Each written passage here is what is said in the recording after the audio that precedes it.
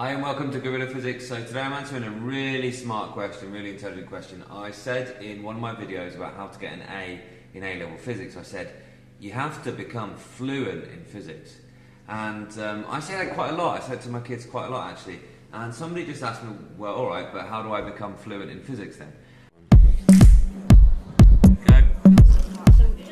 So here it is, here's my kind of ideas on how you become fluent in physics. It's all about learning the way in which physics is explained. And you do that by really carefully using the textbooks, the revision guides, and the mark schemes, importantly. Okay, we use our language really precisely in physics. Okay, for example, the word precise has a very precise meaning. And if you get that word wrong, then you're going to negate the mark. You're not going to get yourself the mark.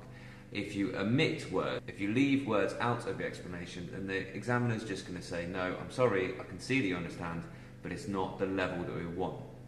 So this does apply to GCSE as well. So here's a for example, okay? Now, most people will understand how a transformer works.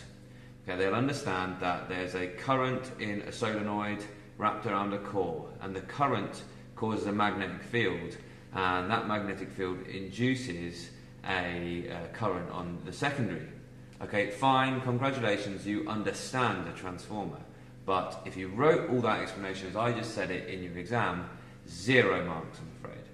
Okay, so in an exam it has to be a alternating current in the primary coil causes a changing magnetic field in the core, which induces an alternating voltage on the secondary. And it has to be that specific because in fact if it's not alternating, then the magnetic field doesn't change, and if the magnetic field isn't changing, then there is no induced EMF by Faraday's law. You have to be that specific.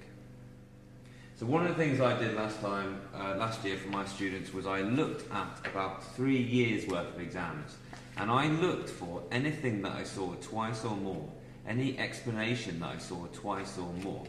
So for example, there were quite a lot of mark schemes that said elastic collisions conserve kinetic energy, so the collision is elastic, or vice versa, elastic collisions conserve kinetic energy, so the collision is not elastic. And it's that level of response that we're looking for. Okay, talking about temperature being proportional to average kinetic energy of the molecules. It wasn't good enough to say that temperature is an indication of the kinetic energy of the molecules. You need the word average in there. Quantum, and that's something that all my kids understood quantum really easily when we did it in the lesson.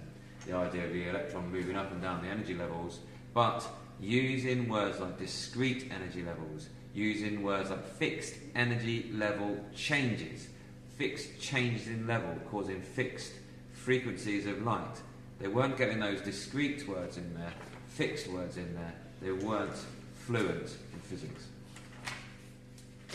So I hope that helps. We are looking as examiners to give you marks. We are looking to give you marks, but you need to show us that you understand it at the level that we want. If that's a GCSE level or an A-level level, look at the textbooks that are written really carefully and checked by exam boards to have their explanations at the correct level. Understanding is great, but the explanations need to be at the correct level for what we want to say you are understanding physics and fluent in physics to a GCSE level, or you're fluent in physics to an A-level level. So I hope that helps. There is, especially in new A-levels and new GCSEs, there's quite a lot of rote learning that you can do for kind of set explanations. The transformer is a set explanation. There will probably be in your GCSE a 3-mark question, or there's likely to be a 3-mark question which is explain how a transformer works. It might be buried within a context. Especially at A-level, it will be buried within a context. It won't just be explain how a transformer works. That's too easy. It might be here's a situation and you need to figure out, that's a transformer effect. Go ahead and give my set explanation of how transformers work. 1, 2, 3 marks in the bag. I'm operating at a higher level and I'm going to get more marks than anyone else. I'm going to get myself the A on your stuff. I hope that helps. It's been Gorilla Physics, where I'm all about you understanding more about your physics so that you gain confidence in your physics, so you enjoy physics more and so you do better in the exams. See you later. Okay.